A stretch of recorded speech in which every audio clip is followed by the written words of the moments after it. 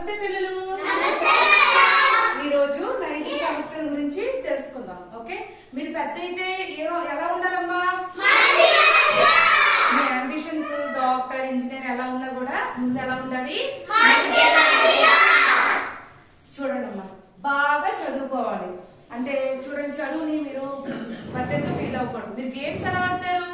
Enjoy చేస్తూ ఆడతారా లేదా? అలాగే చదువు కూడా ఎంజాయ్ చేస్తూ చదువుకోవాలి. ఎప్పుడు కూడా బట్టి పట్టకూడదు. ఆ కాన్సెప్ట్ నేర్చుకొని చదువుకోవాలి.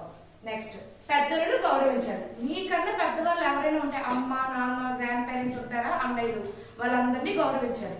వాళ్ళు విష్ చేయడం, ఎక్కడికైనా మన ఇంటికి వచ్చేటప్పుడు బాగున్నారని అడగడం, బయటకి ఎవరైనా అంకులు కనిపించారనుకుని హాయ్ అని విష్ చేయడం, గుడ్ మార్నింగ్ అలా చెప్పాలన్నమాట.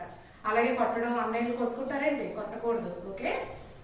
నెక్స్ట్, మీకున్న దానిలో ఇతరులకు సహాయం చేయడం. ఇప్పుడు మనం ప్రతి గురువారం మనం హ్యాండ్ఫుల్ ఆఫ్ రైస్ తీసుకొస్తాం కదమ్మా.